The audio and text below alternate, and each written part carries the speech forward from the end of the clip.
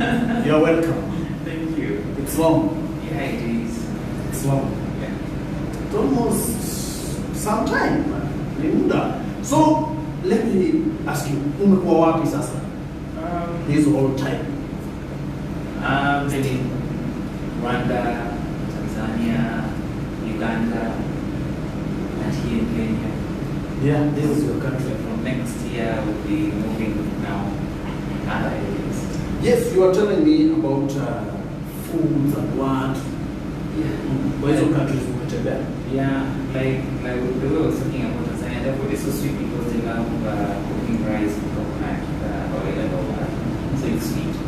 I was in the restaurant, so you can actually, when it comes to marine foods, it's all like octopus, prawns, so they're very sweet. Don't just give me that face. Let me trust you. Octopus are very sweet, by the way. They're very sweet. It's just like the way they appear, you find like Octopus. but now when you taste it, it's so sweet. Then we have the prawns, like you know, it's a kama. Yeah. You from here, the border, you tried Senate. Yes, it tastes like that. Very. It tastes like that. So it's so sweet. And then we have crabs, lobsters. They're very sweet. And actually, in Tanzania, you find that it's actually sold in the streets. In the streets. Yes. Like when it comes to evening hours, where you've been passing and you don't see anyone there, now that is our terror. Night hours. Hawana shida kama sisi. Fika usiku, weka meza, weka viti, chakula, wanauza. That is Tanzania. That is Tanzania. Let us go to Rwanda. Tell me more about Rwanda. Rwanda, difference between Rwanda and Kenya, you know, Kenya we cry for the left and keep left. We keep left, they keep right. Like Congo. Yes. It's so challenging driving there, by the way. Very challenging. Yes. Something that I realized the Tanzanians actually changed. You know, some years back when you're going to Tanzania, you could see the fossils, the remains of those people. The remains, that is in Rwanda. In Rwanda. The remains, I remember the genocide. But now they've covered everything. So they just have a place, they have a masjid where they've covered, you cannot open.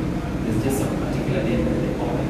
But you go there, you read about the history and what happened, you see pictures of people staying to death. All those are there.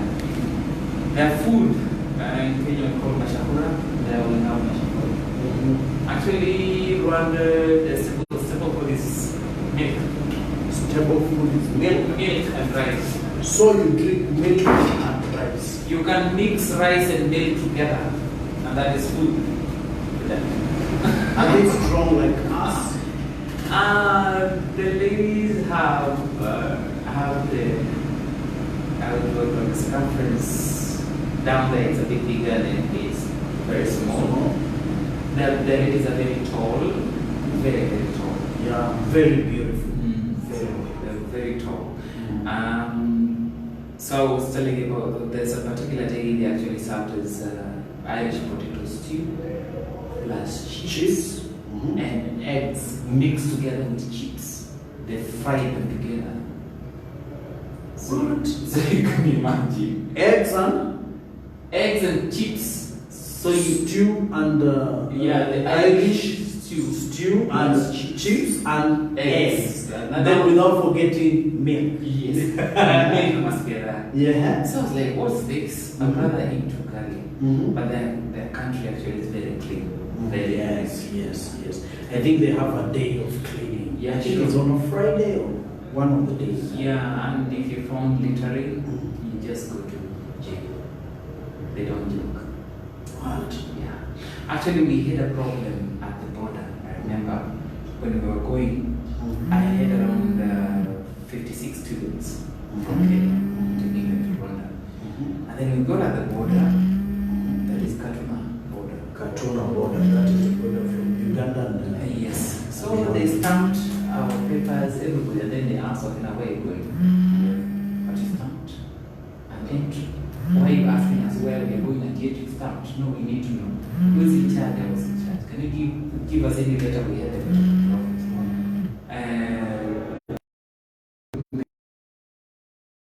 Yes, we have. Well, can you call that person to call us? What? So that person called them and they were like, no, we want to confirm.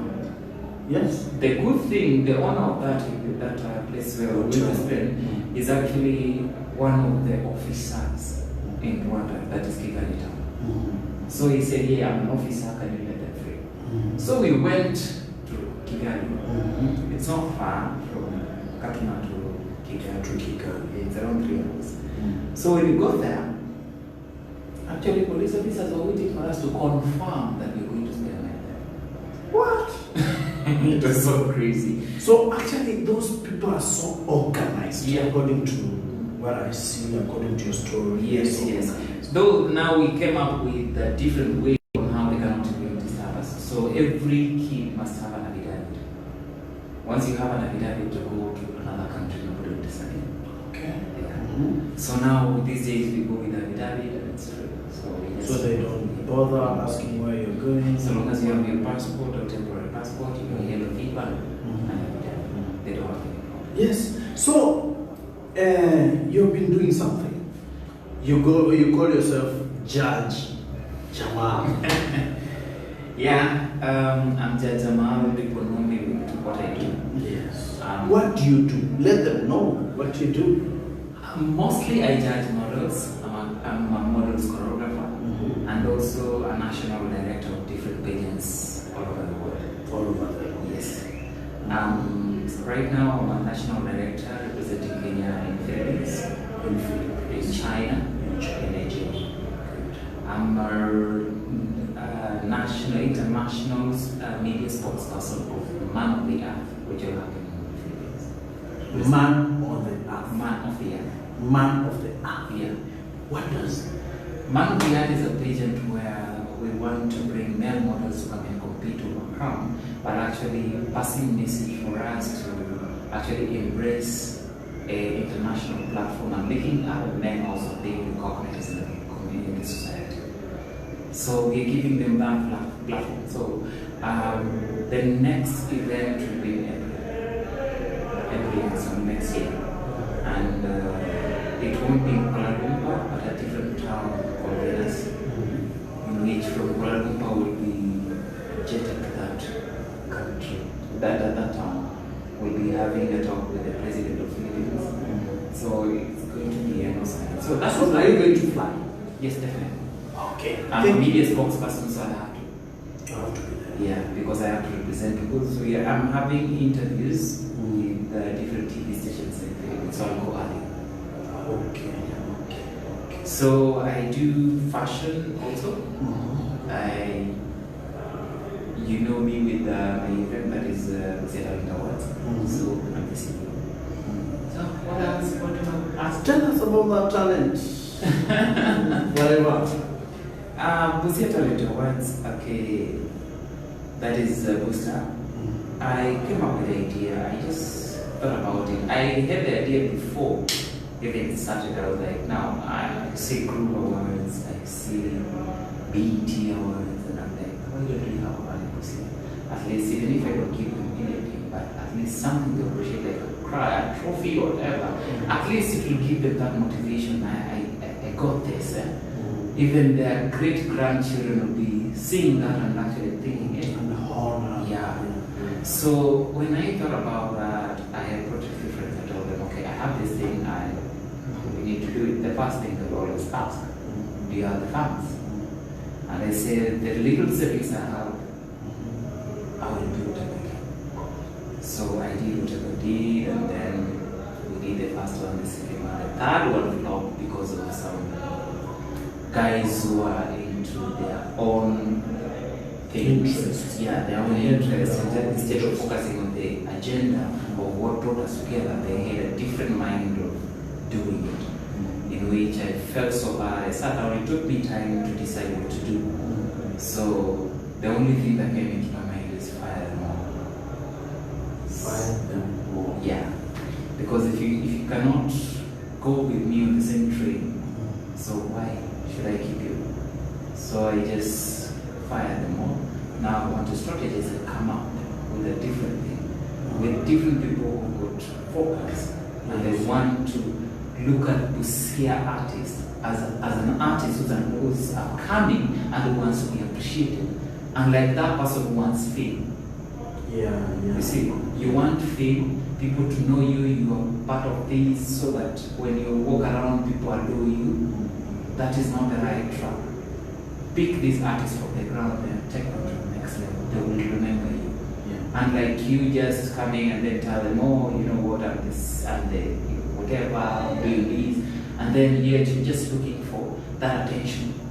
Very true. Some of us, if we wanted attention, I believe when you go to the pageant industry and the fashion industry in Kenya, you mentioned the name Amon. Yeah. But I don't want to come to Busia because now I'm known, I've been on several TV stations. Now keep this none of my business. Yeah. I can't say hi to him. That doesn't count. You see, appreciate those who are close to you because you don't know about tomorrow. Very true. You see, so many people, not only Busia, but even outside there, people actually using different platforms to even steal from these artists, which is very bad. Yeah. You see, and it's very wrong because you will do it today, but God is watching. Very true. Second, you're doing it, but what about your kid who's growing? You don't know the talent of the kid. They always say, what goes around? Always comes around. Yeah. Always. So what you do right now, it actually reflects on what is going to happen in the future. And I hate it when I see that somebody is just there to use an artist. This artist actually sleeps hungry. This artist sleeps hungry to look for money to go and record, to go and do a video. You see, and you're just waiting for that point. You're just waiting for that point to go. You're just waiting for that point to go and grab whatever this artist has collected. It's very wrong. You see, what we need to do is now come up together, help these kids. Somebody will help your kid. One day. Yes, one day. That's a major thing. So I always feel bad when you're trying to use somebody's kid because he's got this talent. The only thing you can actually help, if you cannot help them financially, then help them think or advise them on how they can go far. Simple. Very true. So, umekuwa kwa hii industry for a while and you've done a lot. And so, have you ever been with these girls from Busia, like supporting them to that level that you wish them to be? Yes, I have. Okay, when I was working with African Asara Production, we used to go from schools to schools to look for talented students.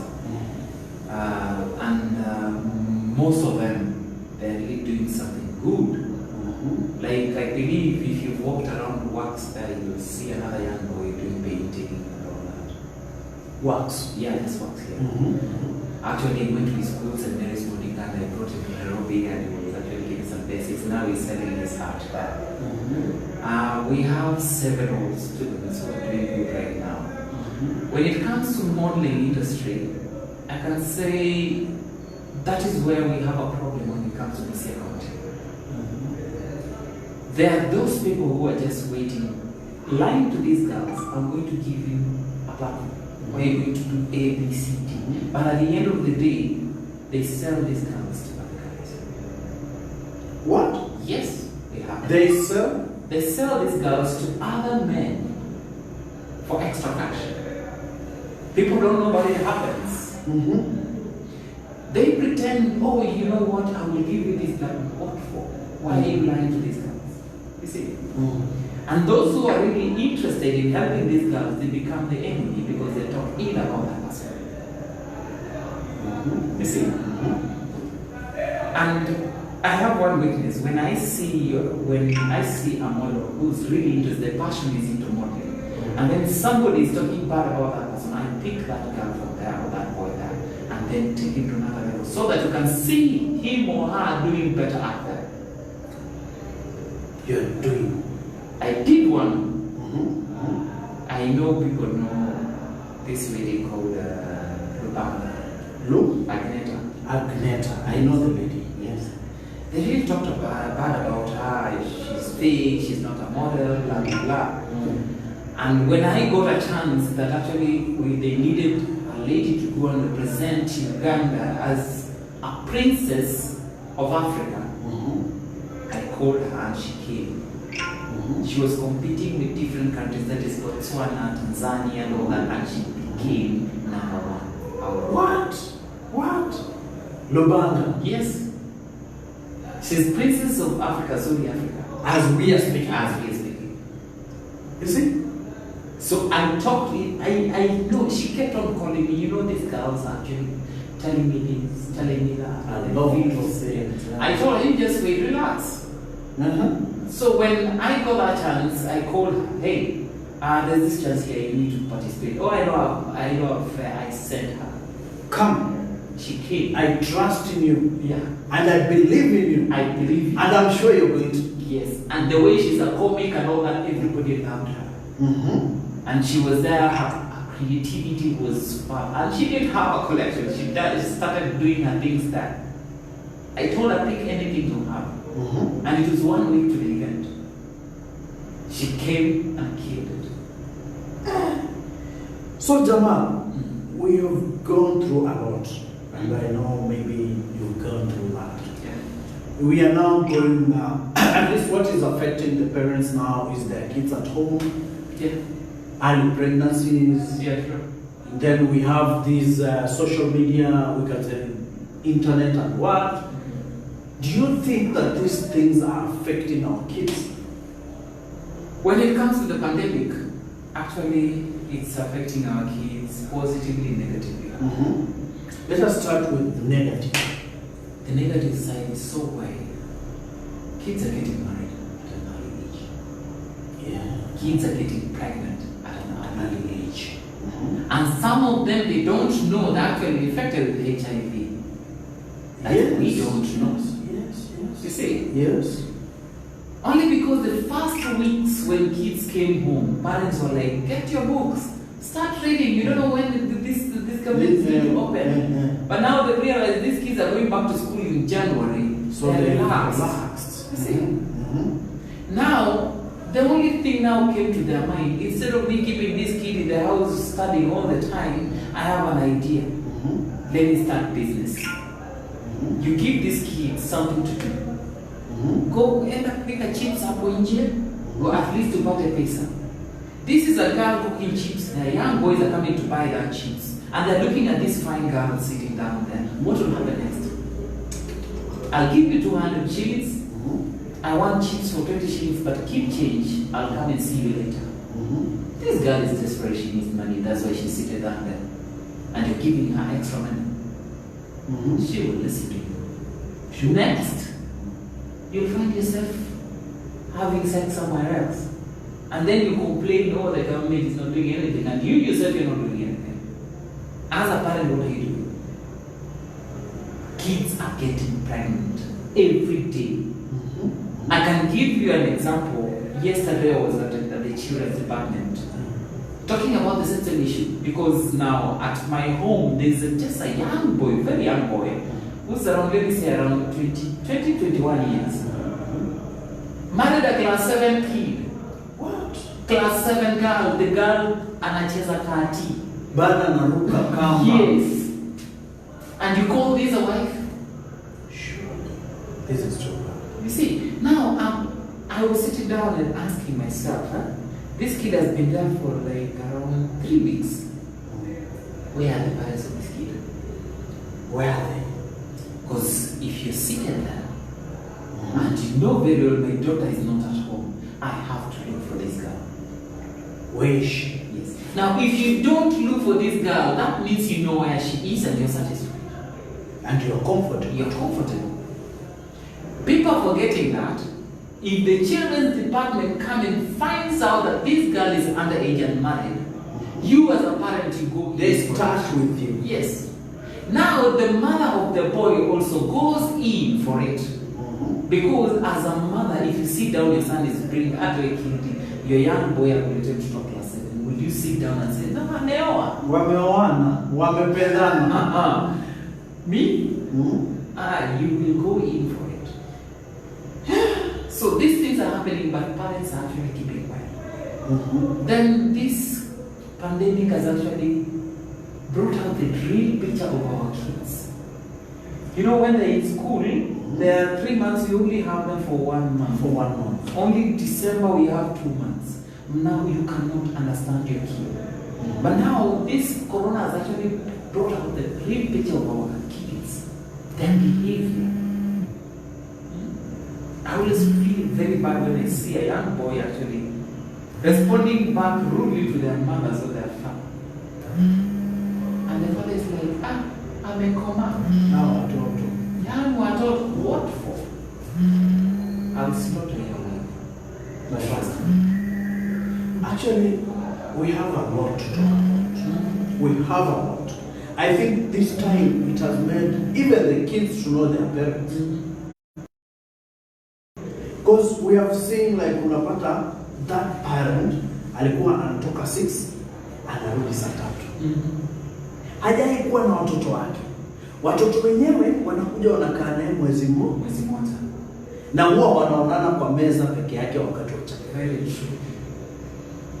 Now it has reached a time where that parent is there, that kid is there with you.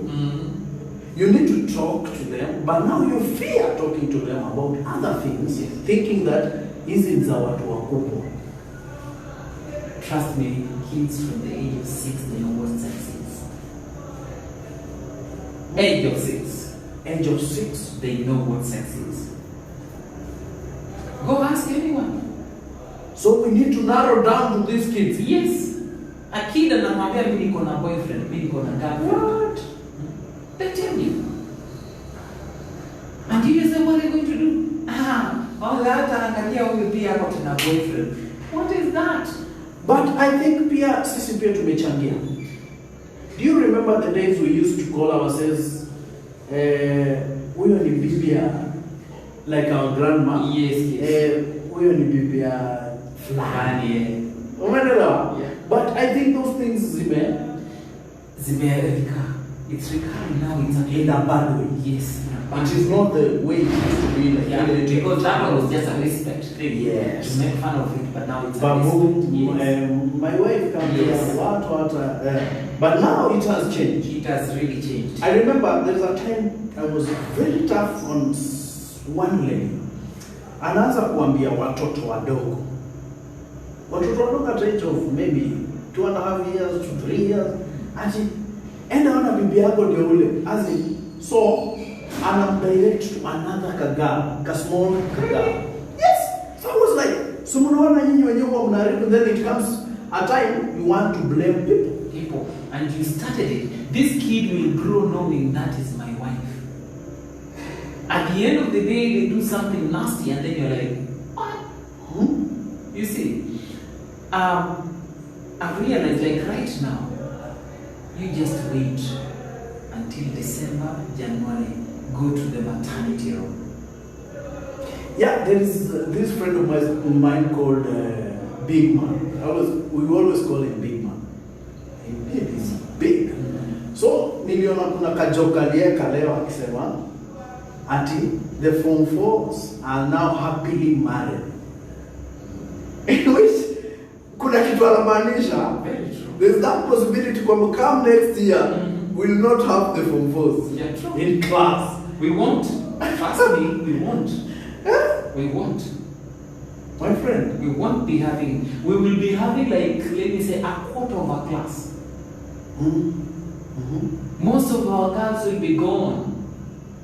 You know, a boy will impregnate you and they will still go back to school. What about you, girl? What are you going to do? Right now, girls are actually aborting. Yeah. They're really aborting. I had a case last week, a 16-year-old girl aborted. You see, girls are aborting because they realize now, if I still keep this pregnancy, what am I going to do? And they go to quack doctors and abort this. You see? Now, you're still a small girl, you go to a boat, just a quack doctor, atoke na uumbi yote nje. You live your life, huwezi conceive. Yes, I think kuna case kama hiyo somewhere, if I'm not wrong. Now, let me ask you, there is a problem in Kakamega, where kulikuwa na another, wanaitwaje hao mama wa kijiji, huwa wanasaidia wakina mama kujifungua. I think she collected some girls, little young girls, I think from 14 years to 16 years, na akawapeleka hospitalini for family planning injection. According to you, do you think it's right? No, it's not. It is not. It's not right. Even if you're going for family planning, mostly they ask you, do you have kids? If you don't have kids, they will still advise you not to do it. You see? But let me ask you just a very simple question. When we were, wakati ulikuwa na hoji ya watoi, I saw there was a conversation with the media guy who asked a question. And then the kid was talking about what they were asked in the hospital. Ati tuliulizwa, ati uko na boyfriend? Tukasema ndio. Then wakatuuliza, nani ako na boyfriend? 10. Then some of the girls said, I have 10 plus. They even ended up telling them, no, you don't need to have 10, just have 2 now. You see? At an age of 16 years. So, if they can have 10 boyfriends at an age of 16, there's one thing you didn't understand there. These girls don't have more than 10 boyfriends. They have sex pets. Sex pets. Those people who are just having sex with them. With them, they are not boyfriends. They are not boyfriends. Yes. So to them, they took it like, have you slept with only one? But you yourself, you feel like they have more than 10 boyfriends. They have guys that they can have sex just for an exchange of cash. And they call them boyfriend because to them, they don't know what boyfriend is and what a sex partner is. Yes. You see? So to them, they feel those are just... So you can imagine, okay, let us change it to sex partners, in which 10 of them. And I'm very sure a man cannot go there just once. No.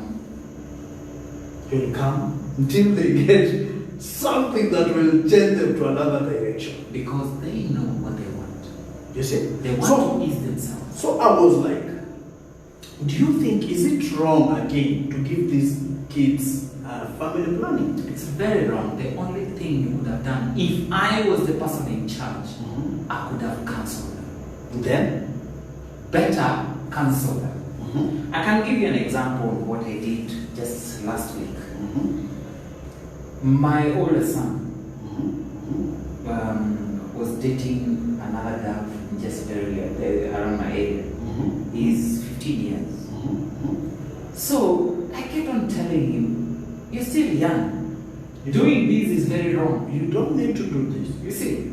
But now he kept on going there. Now I thought about something. I have to think of something to make sure that this boy doesn't go back there. What did you do? I went and talked to a friend of mine who works at the hospital. Gave me only 1 tablet of ARVs. And after meals, I put it there and I told him, do you know what this is? I know. I told him, this is ARVs. Now you go on looking around for girls around here. You will be taking these every day till the day you die. You'll be taking it morning, evening. Nice. Morning, evening. Sanitize. Nice. And he was like, Dad, hii inapitaje kwa shingo? Good. Nikamwambia, unataka kujua vile inapita? Go on, utajua vile inapita kwa tumbo. Utajilazimisha. The boy alianza kujikunja mpaka hataki kusonga kwa hiyo dawa. Nikamwambia, sasa unajikunja, jikunje hivi pia ugopa wasichana kidogo kwa hiyo dawa. He went and told the friends, mimi na manda wasichana stadi kufa. Hiyo tablet niliona ni kubwa, siwezi. You see, you just play with the kid's mind. At least I made a step. At least akaona yenyewe, hapa kama sio mimba, naweza contract HIV. And you know there's one thing people think, like HIV, ni kwa watu wakubwa peke yake. We have kids wenye wamezaliwa nayo. Very true. Wamezaliwa now, they've grown up taking these ARVs, but they don't know they're taking ARVs. It is part of them. Yes. It is their life. Now wamefika 15 years, that is when they realize these ARVs. And they still have those questions, how did I get it? Now. No. They come in now. Yes. In full blast. So you realize that mimi nimezaliwa nayo. There are those who go for revenge. Yes. I'll also make others get it when we became really good for it. That is the biggest problem that we have. The approach on how you talk to your daughter or your son matters a lot. You can use practical things like the way you use it to make them understand. Because hitting them with things or beating them up, it doesn't change anything. It's actually making them feel like, why are you warning me from this? Then there's something better you need. They will still go back there. But now if you talk to them using something tangible that will make them understand that actually what you mean is actually want the best for him or her, they will follow. These young girls, yes, they were taken to take. You know, there's one thing people don't understand. You know, these contraceptives like the no plan, the pills, people don't understand what is the content of that thing. These pills, they carry the hormones of pregnancy. So once they swallow, their body reacts that there is somebody growing in the womb. So the ovaries cannot be active. They become dormant or they become weak. So this lady won't get pregnant because she's pregnant. She's pregnant through the pills. That is what people don't know. So at the end of the day, these ovaries will be taking long. Because you're taking those ovaries, they will be taking long. You are still young. Hiyo mayai jifunza kupasuka ishikane na ingine. Inakuja inakuwa dormant kupata mimba wakati sasa na unahitaji it can never work.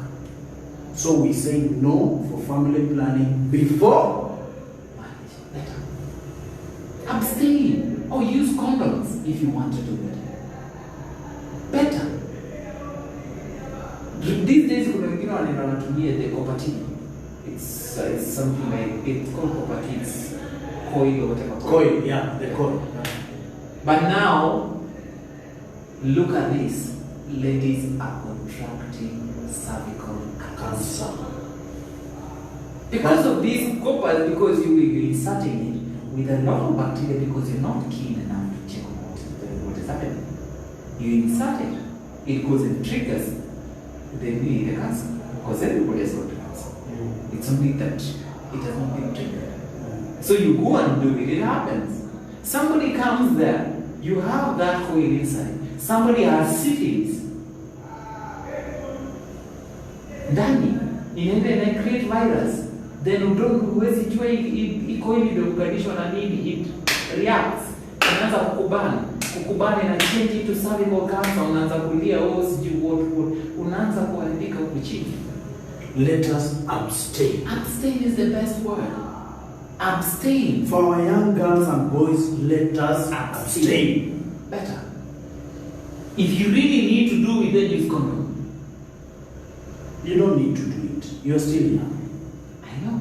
Yes. Let you need to just abstain. Just abstain. Wait for your time. There is time for everything. These days, girls actually, another thing that is actually ruining our kids is social media.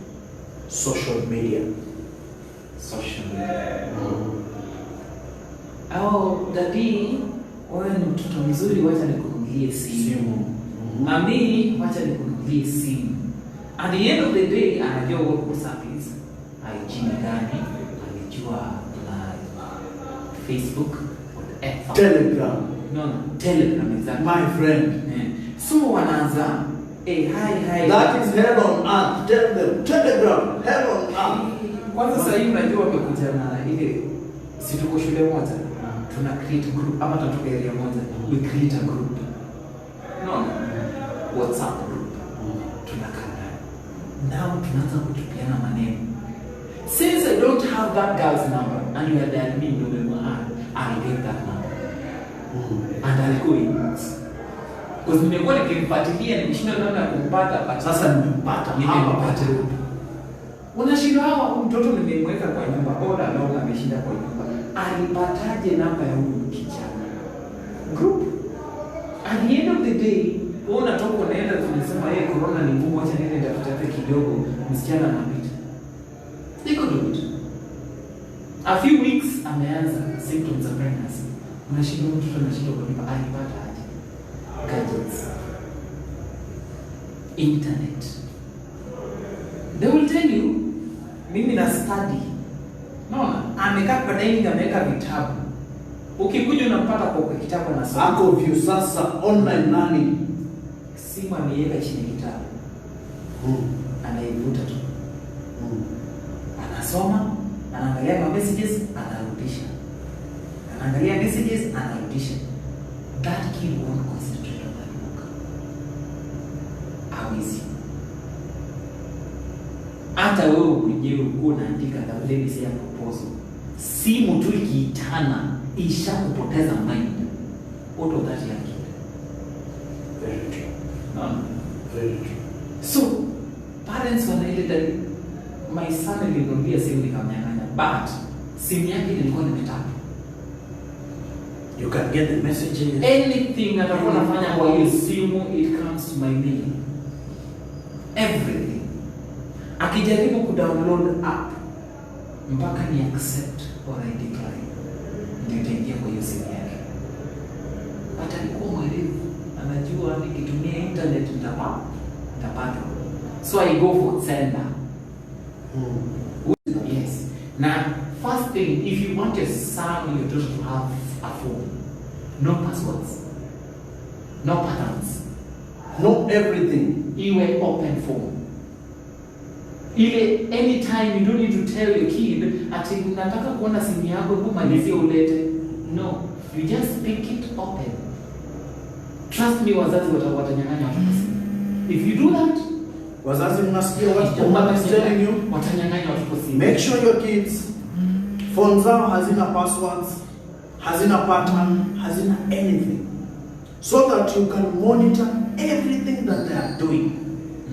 Because now kuna zile shule wanasema natuma notes, which is okay. We have Zoom classes. Yes. We have Zoom classes. But now, monitor that gadget. If you feel your kid needs a phone, if you really feel this kid, monitor that phone. Najua kuna mwingine anaweza fikiria anaweza tumia na delete. Kids forget sometimes, and it will lead you to what they're doing behind your back. Yes, Jamal. Wow. We have been having a lot of talks about domestic violence. I think that is what is affecting a lot of people in their homes. A very nice topic. Yeah. Domestic violence, it has been there, and it's still with us, and we have to fight it. People have been saying, oh, you know, Corona's been A, B, C, D, whatever, imefanya watu wameingilia wanapigana, domestic violence imeendelea juu. But there's one thing that we are missing.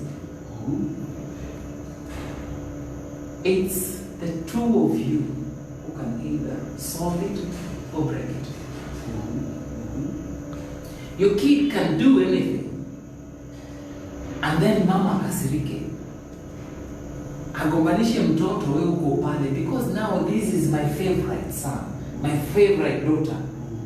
Umeanza mbona unampigia kelele, and the mother is correcting. At the end of the day, you start fighting. What are you putting into these young kids' mind?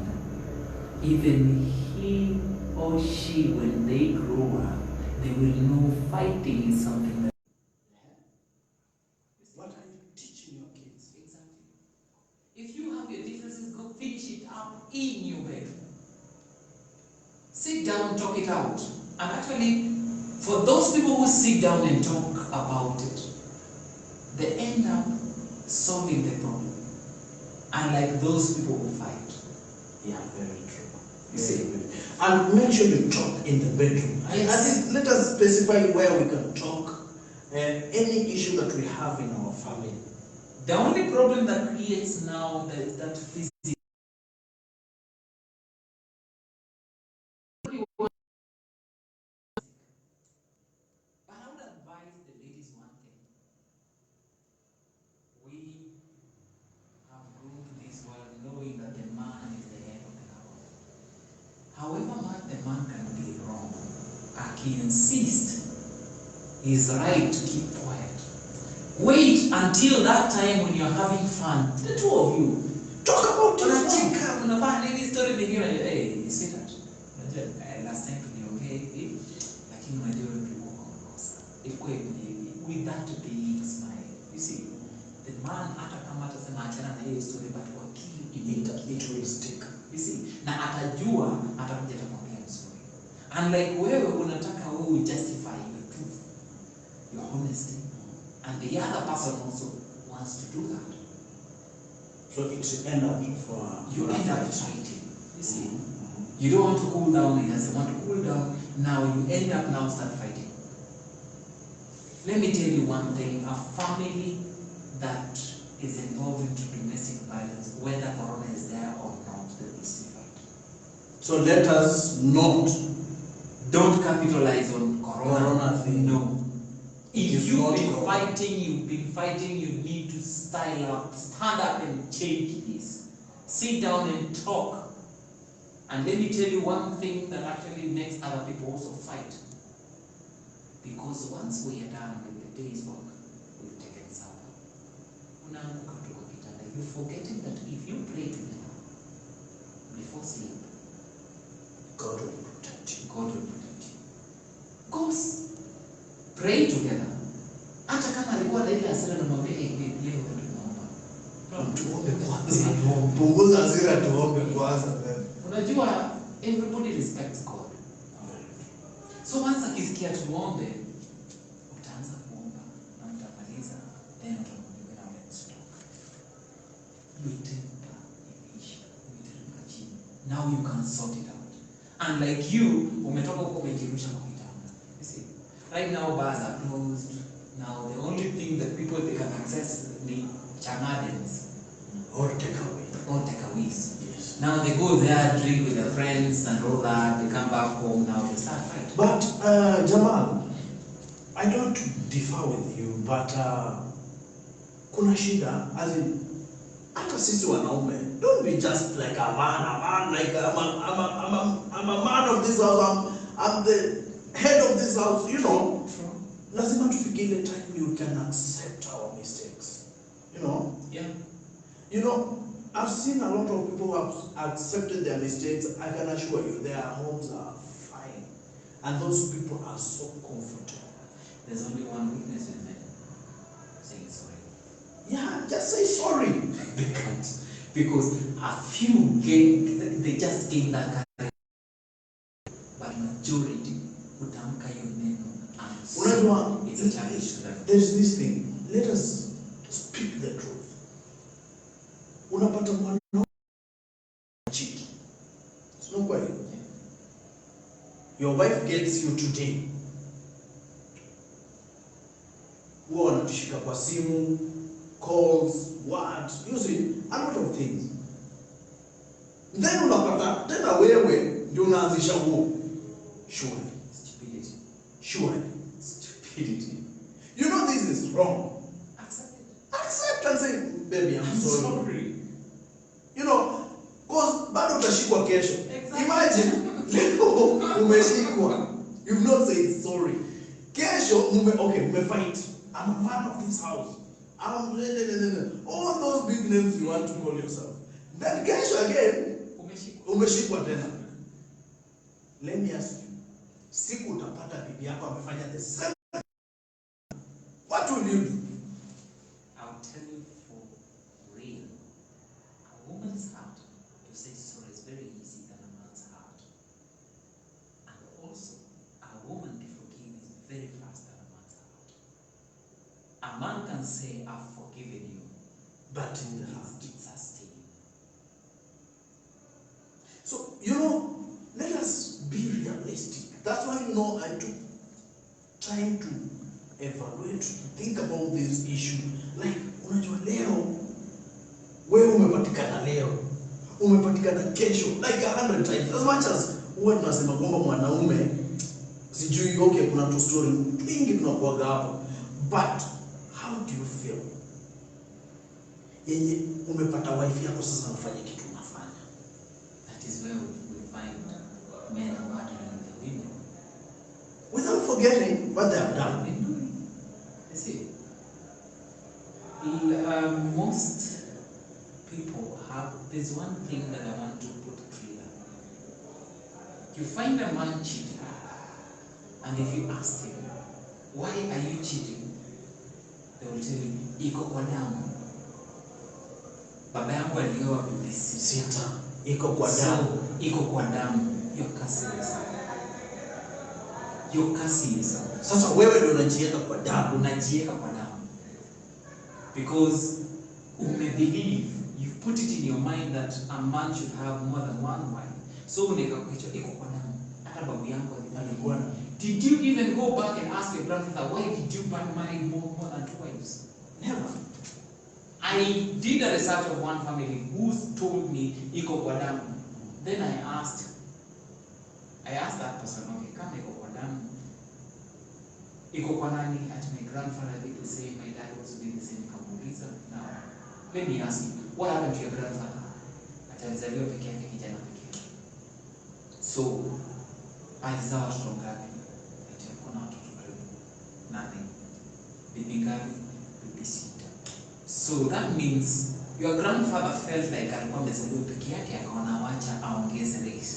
Na akaona one woman cannot give so many kids. So alienda not because he wanted, but he just to add the number. Now wewe unachukulia that because now my grandfather had so many wives. My father also had a wife, 2 or 3 wives. Let me also add more. At the end of the day, you wewe mwenyewe kwa mfuko yako you earn like 5,000 a month. How are you going to feed these kids? You see? How are you going to feed these women first? Exactly. And some of the men go there because they're greedy. Anataka kuwa anapata meals 2 kwa siku. Sasa huyu alete yeye akule. Because anaona akiweka mmoja akileta sahani moja itamtosha. Haitamtosha. So hata ni wewe wengine huyu atapika because your greediness just took you there. At the end of the day, these kids wanaanza kuloit around because you cannot pay for their school. Yes, the government will pay for the school, for the primary area. But no matter what about the secondary part of it? Unaanza kusema mtoto wangu, sijui governor, MCA, sijui nani, umezunguka kwa milango yao na wajanisaidia. Wajakusaidia mtu ulitukibanda na kwa watoto niweze kusomesha. Take them to school, take 2, 3 kids, ngangana na wao. They will still help you out. I know kwa family yenye mtoto alizaliwa peke yake. Mama aliamua mtoto atakana aende shule. Akaamua kuuza nyumba yake aende kwa rentals mtoto aende university. This kid alienda succeed, alikuja kapleni nyumba mnake akamjengea. Na wewe unataka kujaza watoto. Utauza nini? Utauza nini?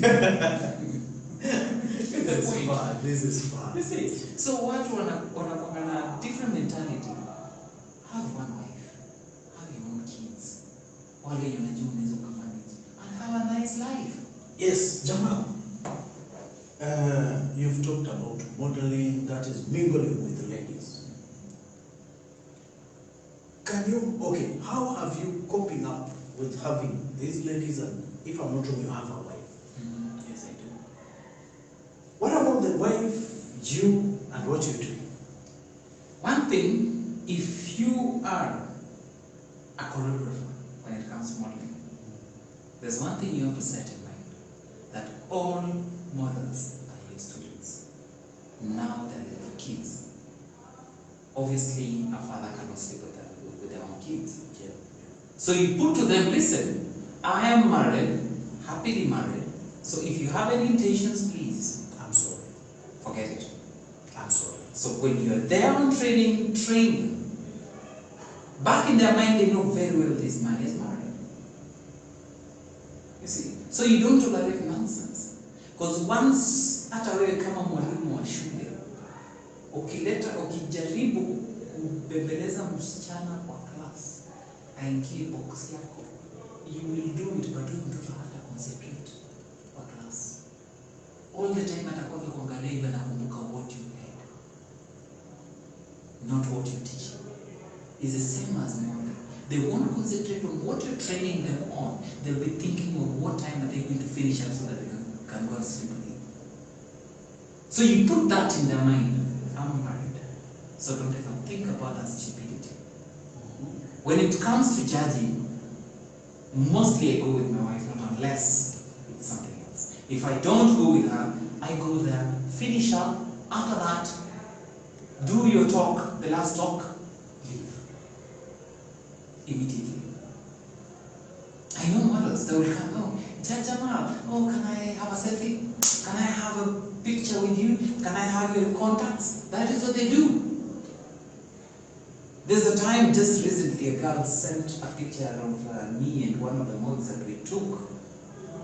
Just a random picture, hey, this is another picture. And then that picture was sent to my wife. That, hey, you're saying that this is your man, and this lady is claiming that this guy is the husband. What? You see? And my wife just said, you go on with your gossip, I don't care. Because I know my man. So my wife sent the picture to me, laughing. Fortunately enough, I got somebody who's got that lady's number. I called her and she said, yeah, you know anything about that. You see? And look at this. What is this? What is this? No, it's not me who said that. Actually, it's another guy who said that. So people are out there to break other people's marriages. If you let them do it. Yes. If the two of you sit down and agree, listen, this is the work that I'm doing. You see? And you know the people who can surround me. But trust me, not what the people say. And when you're training them, tell them openly, listen, I came here to train, not to look for young girls. Good. And if you want to lower down the esteem of a girl who wants you, tell them, listen, even when I look at all of you girls, nobody's beautiful close to my wife.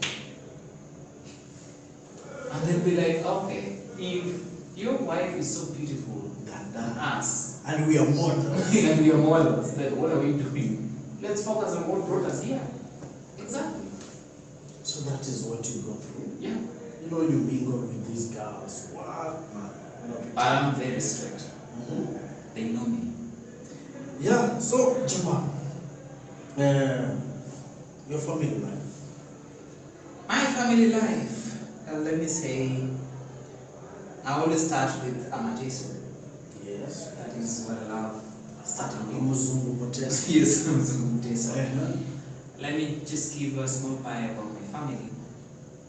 My family is actually, let me say, a group of tribes in one common. If I go to my mom's side, my grandfather from my mom, that is the father to my mom, was Greek. Greek. Yes. My grandmother was a Congolese. Your grandmother was a Congolese. Yes. Come to my dad, the parents were all Jesus. Were all Jesus. Yes. Yeah. So my dad was working in Italy, and They got. yeah, we met, and then here we are. In my family, let me say, we are 5 siblings with 2 step siblings. And that is my late stepbrother and I've got a sister in Kampala. My family, people know me Busia mostly, but we are 5. me, I've got 3 kids. 2 boys, 1 girl. Yeah. So saizi uko na, you have your wife is a Masai. Masai. So you can imagine the combination. Actually it's nice. Yeah. Masais are very beautiful. Yeah, sure. Yeah. My first born is Form 2, Onage boys. Form 2. Mm. This is nice, huh? Form 2. My second born is +1, he's 7 years old. 7 years old. My first born is 15, 7, then the other one. the other one is 1 month old. 1 month. This, that Gabi is So actually it's good because now when my first born will be now earning salary, he will be paying school fees for the other one. for the last one. Yes, and I'll be sitting down and enjoying my money what I have. That's nice. Thank you so much.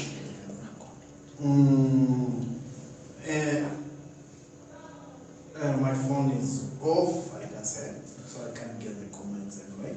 But I want to say thank you to our viewers. This is Sugapepper. We talk about everything, anything, and if you feel like you want to be hosted in this show, please just contact us on our Facebook page, that is Sugapepper. And this is Jamal, our good friend and a very brilliant guy. I want to say thank you and good night, guys. Kids, abstain. Kids, abstain. Let us meet next Friday. Yeah. Thank you.